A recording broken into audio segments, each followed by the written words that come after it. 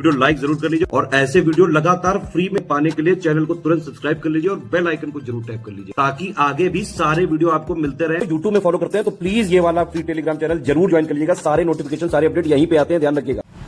नमस्कार दोस्तों, स्वागत है आप सभी का ऑनलाइन एग्जाम प्रिपरेशन पर, which is the part of study for civil services. दोस्तों, अगस्त 2023 के करंट अफेयर को हम देख रहे हैं। मोस्ट इंपॉर्टेंट एमसीक्यू यहाँ पर हम सॉल्व कर रहे हैं, टॉप एमसीक्यू, जिसमें हमने 75 क्वेश्चंस कंप्लीट कर लिए थे। आज हम उसके आगे के क्वेश्चंस को देखेंगे। तो ये हमारा करंट अफेयर के एमसीक्यू का 4th नंबर का पार्ट है। इसके पहले के 3 पार्ट आ चुके हैं। अगर आप वो देखना चाहते हैं, अगर आपने नहीं देखे हैं तो आप चैनल पर जाकर देख सकते हैं। प्लेलिस्ट वाले सेक्शन में जाएंगे, न्यूली अपलोडेड वीडियो के नाम से आपको एक प्लेलिस्ट मिलेगी, तो उसमें आपको ये सारी वीडियो मिल जाएंगी। चलिए स्टार्ट करते हैं। आज का पहला प्रश्न देखते हैं। 76 नंबर का प्रश्न दिया गया है। हाल ही में किस राज्य सरकार ने बैडमिंटन के लिए राष्ट्रीय उत्कृष्टता केंद्र स्थापित करने की घोषणा की है?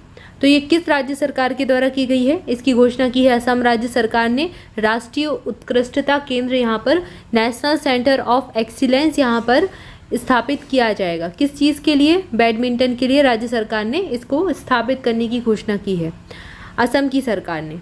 अगला प्रश्न दिया गया है। नाबार्ड ने वर्ष 2023-24 के दौरान ग्रामीण अवसंरचना विकास निधि के तहत राजस्थान सरकार को कितने करोड़ रुपए मंजूर किए हैं? तो राजस्थान की सरकार के लिए पैसे दिए हैं ग्रामीण अवसंरचना विकास निधि के तौर पर नाबार्ड ने दिए हैं। ठीक है, नाबार्ड आप सब जानते होंगे, एक संस्था है जो कि कृषि के क्षेत्र में काम करती है। तो यहाँ पर ये इसका 3rd वाला ऑप्शन सही हो जाएगा। 1974.07 करोड़ रुपए सरकार के द्वारा दिए गए हैं, नाबार्ड के द्वारा दिए गए हैं राजस्थान सरकार को। अगला प्रश्न देखते हैं। अगला प्रश्न है, अगस्त 2023 में सर्वोच्च न्यायालय ने किसे दिल्ली विद्युत नियामक आयोग का अंतरिम अध्यक्ष नियुक्त किया है? तो DERC यानी कि दिल्ली इलेक्ट्रिक रेगुलेटरी जो कमीशन है उसके अध्यक्ष नियुक्त कर दिए गए हैं। इन अगस्त 2023 में जयंत नाथ को नियुक्त किया गया है। अगला प्रश्न है, हाल ही में मैकडॉनल्ड्स ने किस शहर में भारत के पहले एयरपोर्ट ड्राइव थ्रू रेस्टोरेंट का अनावरण किया है? तो ये मुंबई में इनके द्वारा अनावरण किया गया है। इसका मुंबई में अनावरण किया है मैकडॉनल्ड्स ने एयरपोर्ट ड्राइव थ्रू रेस्टोरेंट का। ठीक है, और ये भारत का पहला है, इसलिए इम्पॉर्टेंट है। अगला प्रश्न है, हाल ही में किस देश के क्रिकेटर एलेक्स हेल्स ने अंतर्राष्ट्रीय क्रिकेट से संन्यास लेने की घोषणा की है? तो एलेक्स हेल्स हैं इंग्लैंड के क्रिकेटर, अब ये संन्यास ले रहे हैं अंतर्राष्ट्रीय क्रिकेट से। इसके बाद अगला प्रश्न है, हाल ही में किस राज्य में सांस्कृतिक महोत्सव आदि पेरक्कू कब जो है ये सेलिब्रेट किया गया है? आदि पेरक्कू कहाँ का है? तो ये तमिलनाडु राज्य का सांस्कृतिक महोत्सव है। बहुत इंपॉर्टेंट है ये कल्चरल जो चीज़ें हैं ना, एक्टिविटीज़, ये एग्जाम में पूछे जाते हैं। आर्ट एंड कल्चर का ये पार्ट बनता है और करंट अफेयर में जो भी चीज़ें होती हैं वो एग्जाम में पूछी ही जाती हैं। अगला प्रश्न है, हाल ही में क्रिप्टो प्रोजेक्ट वर्ल्ड कॉइन किसके द्वारा लॉन्च किया गया है? तो एक क्रिप्टो प्रोजेक्ट है जिसको लॉन्च किया है सैम ऑल्टमैन ने, और ये वर्ल्ड कॉइन इसका नाम है। इसके बाद अगला प्रश्न है, हाल ही में किसानों के लिए सल्फर कोटेड यूरिया गोल्ड किसके द्वारा जारी किया गया है? तो यूरिया गोल्ड ये इसको भारत के प्रधानमंत्री नरेंद्र मोदी ने जारी किया। किसानों के लिए है sulphur coated urea gold, Narendra Modi के द्वारा जारी किया गया। अगला प्रश्न है, हाल ही में किस राज्य सरकार ने देश के पहले हाइड्रोजन ईंधन उद्योग की स्थापना को मंजूरी दी है? Which state governments has recently approved the setting up of the countries first hydrogen fuel industry? तो किसके द्वारा दी गई है मंजूरी? झारखंड सरकार के द्वारा। बहुत इंपॉर्टेंट प्रश्न है, ये एग्जाम में पूछा जा सकता है। तो ये देश का पहला है, इंपॉर्टेंट है, हाइड्रोजन ईंधन उद्योग। तो यहाँ पर कहाँ पर स्थापना किया जाएगा? झारखंड राज्य में। अगला प्रश्न है, हाल ही में निर्मला सीतारमण ने किस राज्य के आदि चनल्लूर पुरातात्विक स्थल पर प्रतिष्ठित स्थल संग्रहालय की आधारशिला रखी है? इकोनॉमिक साइट एक म्यूजियम ये है, इसकी आधारशिला भी हाल ही में तमिलनाडु राज्य में रखी गई है, निर्मला सीतारमण के द्वारा रखी गई है। अगला प्रश्न देखते हैं। अगला प्रश्न है, हाल ही में किस देश के प्रसिद्ध खिलाड़ी जियान लुइगी बुफोन ने फुटबॉल से संन्यास लेने की घोषणा की है? तो ये फुटबॉल के खिलाड़ी हैं और संन्यास ले रहे हैं, ये इटली के खिलाड़ी हैं। अगला प्रश्न है, हाल ही में जो है अगस्त 2023 में जारी फॉर्च्यून ग्लोबल 500 की सूची में वॉलमार्ट सीट्स पर है और इसमें रिलायंस किस स्थान पर आ गई है? तो वॉलमार्ट एक अमेरिकन कंपनी है और ये शीर्ष स्थान पर है। अब भारत की कंपनी है रिलायंस का स्थान पूछा है तो रिलायंस फॉर्च्यून ग्लोबल 500 कंपनियों में 88वें स्थान पर है, 88वें 88th नंबर पर है। अगला प्रश्न है, हाल ही में किस मंत्रालय ने नया सवेरा योजना, मुफ्त कोचिंग और संबद्ध योजना लॉन्च किया है? तो ये किस मंत्रालय की है? ये अल्पसंख्यक कार्य मंत्रालय की योजना है, नया सवेरा योजना। इसके अंतर्गत मुफ्त कोचिंग और संबद्ध योजना जो है जारी किया गया है, लॉन्च किया गया है इसको। इसके बाद अगला प्रश्न है, हाल ही में खबरों में रहा अंतरिक्ष यान वाइजर 2 किस स्पेस एजेंसी द्वारा लॉन्च किया गया है? तो वाइजर 2 है नासा का अंतरिक्ष यान और ये लॉन्च किया है। नासा क्या है? अमेरिका की अंतरिक्ष एजेंसी है। इसरो भारत की अंतरिक्ष एजेंसी है। इसरो का भी हाल ही में मिशन आदित्य L1 सूर्य के लिए निकला और चंद्रयान 3 आप सब जानते हैं, आप सबने इसकी जो है लाइव स्ट्रीमिंग देखी होगी। तो वाइजर का याद रखें, वाइजर कहाँ का है? नासा का है। रॉसकोमॉस कहाँ की अंतरिक्ष एजेंसी है? ये रशिया की है, रूस की है और जाक्सा जापान की है। इसके बाद आगे बढ़ते हैं, अगला प्रश्न देखते हैं। हाल ही में जारी केंद्रीय गृह मंत्रालय की रिपोर्ट के अनुसार देश भर में 2019 से 2021 के बीच ड्रग्स से संबंधित सबसे अधिक FIR किस राज्य में दर्ज की गई हैं? तो ये राज्य जो है बन गया है उत्तर प्रदेश। तो उत्तर प्रदेश में क्राइम हो रहा है, दिखता नहीं है लेकिन क्राइम हो रहा है और ये ड्रग्स से संबंधित सबसे ज़्यादा FIR यहाँ पर दर्ज की गई हैं। अगला प्रश्न देखते हैं, हाल ही में मार्क मार्गोलिस का निधन हो गया है। ये क्या थे? ये किस क्षेत्र से संबंधित थे? तो ये एक्टर थे मार्क मार्गोलिस, इनका निधन हो चुका है। इसके बाद अगला प्रश्न है, अमृत भारत योजना के तहत भारत के कितने रेलवे स्टेशनों का पहले फेज में पुनर्विकास किया जाएगा? तो यहाँ पर अमृत भारत योजना है, रेलवे स्टेशन के पुनर्विकास यानी कि रीडेवलपमेंट से संबंधित है।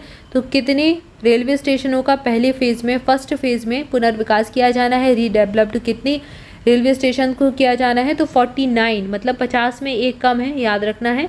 49 रेलवे स्टेशनों का पुनर्विकास किया जाएगा, अमृत भारत योजना। इसके बाद अगला प्रश्न है, हाल ही में किस राज्य सरकार ने युवा साथी पोर्टल लॉन्च किया है? तो ये उत्तर प्रदेश सरकार के द्वारा किया गया है। पोर्टल पर पोर्टल खुल रहे हैं। अगला प्रश्न है, हाल ही में किस राज्य सरकार ने विदेशी प्रवासियों को वित्तीय सहायता प्रदान करने के लिए शुभ यात्रा योजना शुरू की है? तो ये केरल सरकार के द्वारा की गई है। विदेशी प्रवासी जो आते हैं उनको वित्तीय सहायता देने के लिए शुभ यात्रा योजना शुरू की है केरल सरकार ने, केरल की गवर्नमेंट ने। अगला प्रश्न है, प्रतिवर्ष राष्ट्रीय हथकरघा दिवस किस दिन मनाते हैं? तो ये हम 7 अगस्त को सेलिब्रेट करते हैं। इसके बाद अगला प्रश्न है, हाल ही में हिरोशिमा दिवस 2023 किस दिन मनाया? तो हिरोशिमा नागासाकी ये 6 अगस्त को मनाया गया था, हिरोशिमा दिवस 6 अगस्त को। इसके बाद अगला प्रश्न है, बाल देखभाल गृहों की निगरानी के लिए हाल ही में MASI पोर्टल किसके द्वारा जारी किया गया है? मासी पोर्टल भी इसको कह सकते हैं। तो ये किसने जारी किया है?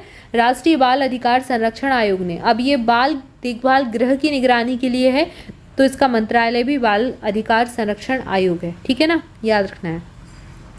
अगला प्रश्न है, हाल ही में किस राज्य सरकार ने बासिप्पो इयक्कम परियोजना शुरू की है? इसको शुरू करने की घोषणा की है। तो ये तमिलनाडु सरकार की परियोजना होगी, इनकी एक योजना है बासिप्पो इयक्कम, जिसको ये शुरू करेंगे, एक प्रोजेक्ट है। अगला प्रश्न है, हाल ही में अर्थ ओवरशूट डे 2023 किस दिन मनाया? तो ये 2 अगस्त को सेलिब्रेट किया गया। इसके बाद अगला प्रश्न है, हाल ही में किस राज्य में स्थित ऐतिहासिक स्थल कर्णकोट टीले से महाभारत कालीन साक्ष्य मिले हैं? तो ये कहाँ पर स्थित है? ये हरियाणा राज्य में स्थित है, जहाँ से महाभारत काल के कुछ साक्ष्य प्राप्त हुए हैं और कर्णकोट टीले इसका नाम है, हरियाणा राज्य में अवस्थित है, ठीक है। तो यहाँ पर हमारे 100 क्वेश्चंस कंप्लीट हो जाते हैं। इसके बाद आगे बढ़ते हैं, अगला प्रश्न देखते हैं। 101 नंबर का प्रश्न है, लोकसभा में स्वास्थ्य मंत्रालय द्वारा जारी बयान के अनुसार जून 2023 के अंत तक किस राज्य में लू के कारण सबसे ज़्यादा मौतें दर्ज की गई हैं? तो ऐसा कौन सा राज्य है जहाँ पर लू की वजह से सबसे ज़्यादा मौत हो गई है? लू आप सब जानते होंगे, गर्मियों के समय में चलने वाली जो हवाएं होती हैं उनको लू कहा जाता है। तो ये केरल राज्य है, केरल राज्य में यहाँ पर सबसे ज़्यादा जो मौतें हैं वो दर्ज की गई थी। अगला प्रश्न है, लूना 25 लूनर लैंडर मिशन किस देश के द्वारा लॉन्च किया गया था? तो ये मिशन अभी असफल हो गया था, ये रूस ने लॉन्च किया था। अगला प्रश्न है, इराक सार्वजनिक स्वास्थ्य समस्या के रूप में ट्रैकोमा को खत्म करने के लिए विश्व स्वास्थ्य संगठन द्वारा मान्यता प्राप्त देश बन गया है। तो 18वां देश बन गया है इराक, सार्वजनिक स्वास्थ्य समस्या के रूप में ट्रैकोमा को खत्म करने के लिए WHO के द्वारा मान्यता प्राप्त देश बना है, ठीक है, याद रखना है। 18th नंबर का है ये WHO, वर्ल्ड हेल्थ ऑर्गेनाइजेशन। इसके बाद अगला प्रश्न है, हाल ही में किस राज्य सरकार ने गैंडों के संरक्षण के लिए राइनो टास्क फोर्स के गठन की घोषणा की है? वेरी वेरी वेरी इंपॉर्टेंट प्रश्न है, एग्जाम में जरूर पूछा जाएगा। तो ये बिहार राज्य के द्वारा किया गया है राइनो टास्क फोर्स का गठन अभी हाल ही में, और ये गैंडों के संरक्षण के लिए है। अगला प्रश्न है, हाल ही में किस राज्य को religious tourism destination of the year का अवार्ड मिला है? तो ये मिला है बिहार राज्य को religious tourism destination of the year का अवार्ड।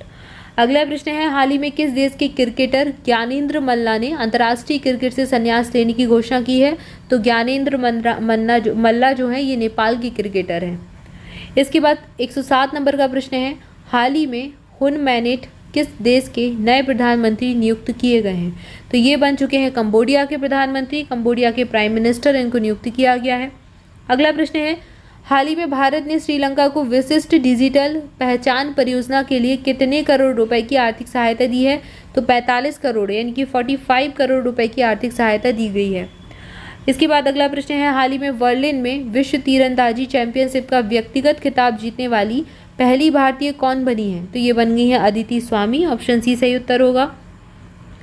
इसके बाद अगला प्रश्न है, संयुक्त राष्ट्र के वस्तु व्यापार सांख्यिकी डेटाबेस कॉमट्रेड के आंकड़ों के अनुसार विश्व खाद्यान्न बाजार में निर्यात मूल्यों के आधार पर भारत की हिस्सेदारी 2022 में कितने प्रतिशत रही? तो यहाँ पर 7.79% जो है भारत की हिस्सेदारी थी।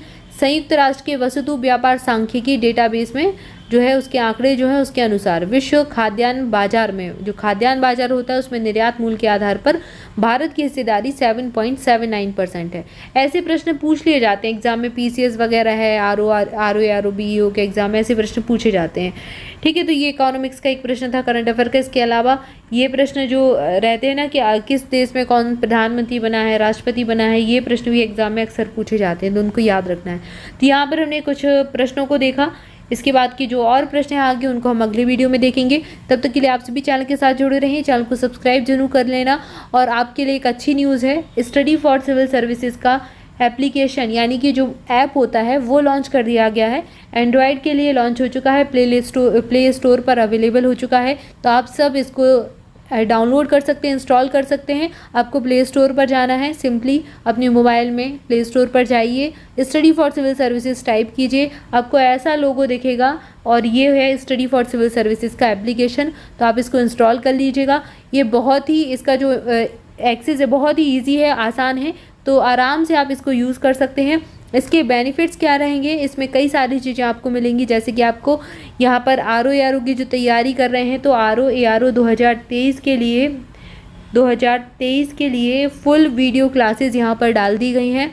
और करंट अफेयर बहुत सारे लोगों की समस्या रहता है, तो करंट अफेयर यहाँ पर क्या है, जैसे कि अभी स्टडी फॉर सिविल सर्विसेज के जितने भी पेड बैचेस हैं उनमें करंट अफेयर मिलता था। अलग से अगर किसी को किसी एक मंथ का करंट अफेयर लेना है तो वो आप नहीं ले सकते थे। तो अब यहाँ पर आप बहुत ही कम उसमें करंट अफेयर का एक्सेस ले सकते हैं, आराम से पीडीएफ पढ़ सकते हैं। जिसको भी इंडिविजुअल पीडीएफ चाहिए वो अब यहाँ पर मिल जाएगी।